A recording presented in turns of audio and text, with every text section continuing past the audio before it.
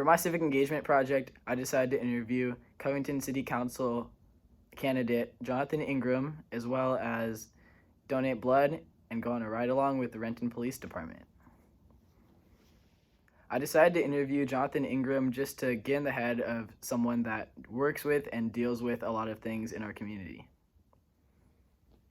I decided to do the ride-along because I've always wanted to see what police do, but I've never actually wanted to be a police officer. And also I just wanted to see what it's like out there and what kind of things people do and the smaller things that aren't as public and on TV all the time. And I decided to try to give blood because it saves, I believe, 3 people's lives, and a pint of blood really isn't that much. So it was kind of scary for me because giving blood for the first time, of course, is going to be scary watching blood get drained out of you. But I thought it would be a good thing to do to get involved and save people's lives. The first thing I did was on October 29th, I went and interviewed Jonathan Ingram. So he was a candidate for Covington City Council. However, he did not win, which is disappointing for him. But he was kind enough to meet me at Starbucks and just have an interview with me.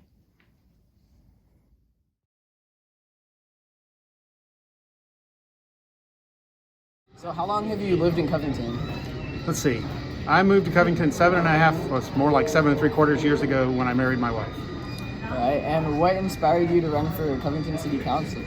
Well, the main motivator was, of course, that we keep being asked to raise taxes to pay for roads. And there's money in the budget that could be spent on road maintenance that's not being spent on road maintenance. And, people have been saying for years that we need to concentrate more on police and roads. I don't know if you heard about the 2016 survey the city paid for. The city in 2016 commissioned a survey of the residents, and about 4,000 people participated. And the number 1 and number 2 priorities were public safety and roads. And despite this fact, the city council has been emphasizing parks, emphasizing the town center, emphasizing growth. I think our transportation system is creaking under the load. I think the traffic here is worse than it's ever been, and it's going to get worse before it gets better. Yeah, it's pretty bad, especially right after school in this area is not fun. So I can understand, high capacity road gets a little crowded, but we need a legislative agenda that focuses on fixing the traffic issue caused by Kangley, because that's a state highway and it needs to be fixed predominantly with state funds. More fundamentally, we need to deal with some of the petty crime that's happening. When did you decide you were interested in pursuing this position? I made up my mind about 24 hours before I filed, which was about 24 hours before the deadline. Oh wow. Yeah. So pretty recent. I have no experience with this. It's a big step. I didn't get a lot of advice from anybody. The advice I did get, I looked at some of it and I said, that's good. And I looked at some of it and I said, I don't think that's true. To his credit, Jeff Wagner gave me advice on signs and things like that. And he said, I asked him about putting position number on the sign. He said, well, it helps the voters. And I'm like, I think the voters are pretty smart. I think they can figure that out. I think I can use that real estate for something else. Yeah. Like a message to grab attention. All right, well, thank you for meeting with me. I really appreciate your time. Hey, no problem. If you have any more questions, you know how to get in touch with me. All right, thank you. So, you know what I tell the ladies? There's another very good reason why they should put me on city council. There's not a single handsome bald guy up there. Well, maybe they all love it. Maybe they'll add one. So that was just a little bit about Jonathan Ingram. Of course, politicians talk a lot, and I really, really learned that lesson by interviewing him. But it was enjoyable, and I learned a lot about him. And yeah. My second activity was the ride along with the Renton Police Department. So I actually have a friend whose dad works there, so he was able to set me up and get me settled. So on November 2nd, I went in at 9 a.m. and they got me all ready to go. All right, so it's about 10 a.m. on Saturday, November 3rd, and I'm about to do my ride along.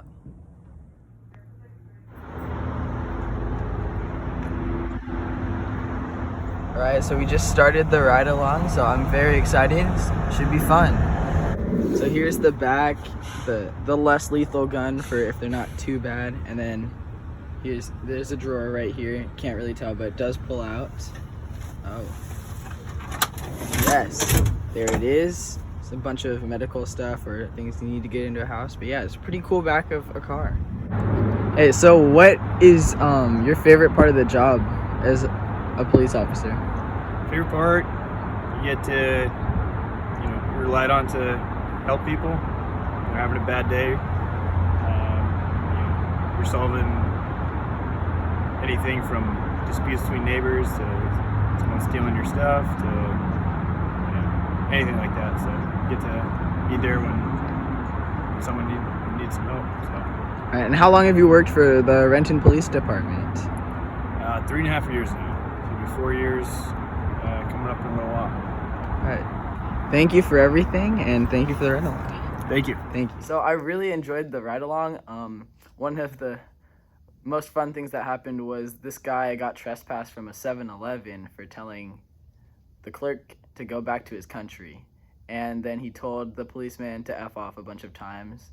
And it was a little bit scary, but I was also trying not to laugh. And so was the policeman, I feel like. But yeah, I feel like it was an important thing to do just to like see the darker side of what goes on like in the community. I mean, I know it wasn't Covington, but Renton is still really nearby, and I used to live there, so it still feels like home to me somewhat.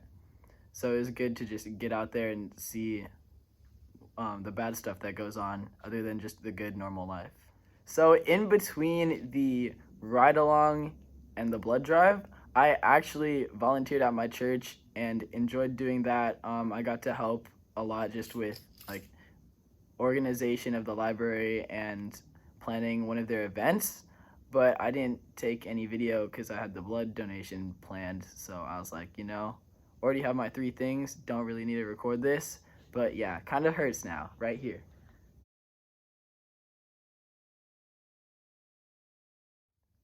So I scheduled an appointment for November 16th with Northwest Bloodworks to give my blood at the traveling van at Fred Meyer. It didn't exactly go to plan, and you'll see why in a sec. Alright, so it's my mom's birthday, November 16th, and I'm about to give some blood.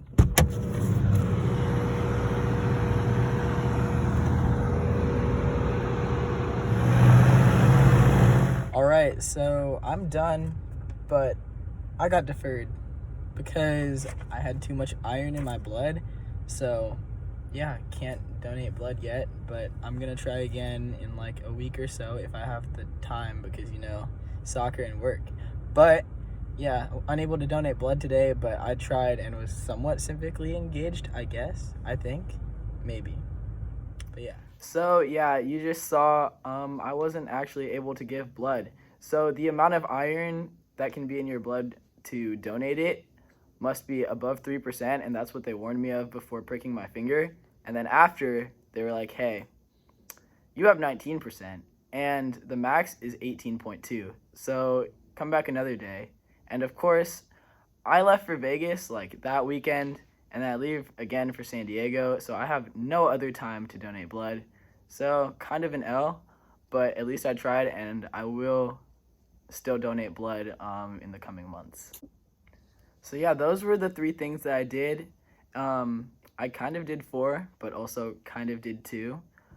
But I hope you enjoyed the video, and I really enjoyed the things that I did, and I feel like everyone should like get more civically engaged, because it's really not that hard, and like the benefits of what you get to learn and like how you get to impact people is well worth it.